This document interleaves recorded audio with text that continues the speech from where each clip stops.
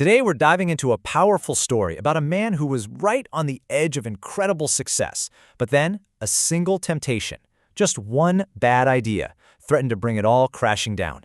It's a classic cautionary tale about the real cost of greed. So let me just start by asking you this. Can a little bit of greed actually be a good thing? You know, a shortcut to getting rich faster? Well, we're going to explore that very question through the story of a sweet seller named Ramesh. All right, let's get into part one, Ramesh's sweet business, and what was truly a recipe for success. So meet Ramesh. He's living a pretty great life in his village with his wife and 2 kids, and he runs this small but really successful sweet stall. It was a real family affair. He and his wife made all the sweets together, and things were going incredibly well for them.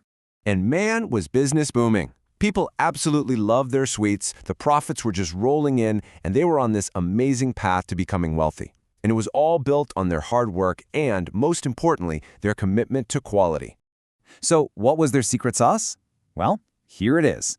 It wasn't anything complicated. It was just a simple, rock-solid commitment to using the best stuff. Pure Daisy ghee, which is a type of clarified butter, fresh milk, and only high-quality ingredients. No shortcuts. Period. And that dedication, it paid off big time. Word about Ramesh's amazing, high-quality sweets spread like wildfire. Soon, he had customers coming in from all the surrounding villages. His reputation, that was his most valuable asset. Okay, so now for part 2, when greed entered the mind. A very costly suggestion. And here it is, the moment everything starts to change. His wife comes up with what seems like a simple idea. What if we swap out the expensive ghee for some cheap local dalda, a vegetable shortening? We could literally double our profit.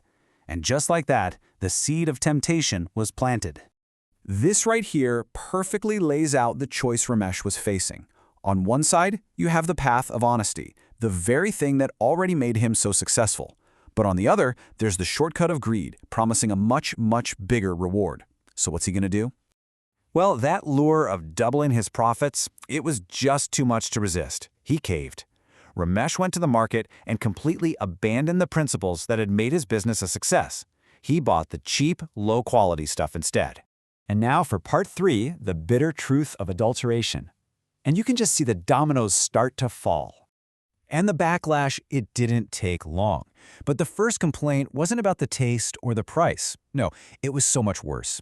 A loyal customer came back, not with praise, but to tell him that his sweets had made his entire family sick. And then another person came forward. And then another. The accusation was becoming crystal clear. Ramesh was no longer that honest sweet seller everyone knew and trusted. He was now just another cheat, cutting corners to make a quick buck. And you know how fast everything can unravel? The trust that he had spent years building was totally destroyed in an instant. The news that he was cheating his customers spread through the community, sealing the fate of his business. And the impact? Wow, it was absolutely catastrophic. Just look at this. His customer base practically vanished overnight. I mean, from 100% down to 5%. The stall that was once famous in all the villages was now basically a ghost town. All right, let's wrap this up with our final lesson in part 4. Greed is a curse. So there he was, standing by his empty stall, his reputation completely in tatters. And it was in that moment that Ramesh finally got it. He hadn't doubled anything. In fact, he lost everything that actually mattered. He finally understood, way too late, the real price of his greed. And this really gets to the core of what greed is, doesn't it? It's not just about wanting more. It's that desire for a little more that makes you completely blind to all the good things you already have and makes you risk losing it all. And that's really the bottom line here. This isn't just a story about selling sweets. It's a fundamental lesson in business and really in life. Chasing short-term profits by sacrificing your quality and your integrity, it doesn't lead to more wealth. It leads almost inevitably to your own ruin. So I'll leave you with this final thought. Ramesh destroyed years of customer trust in a single day. Once a bond like that is so completely and totally broken, how do you ever win it back? Is it even possible? Something to think about.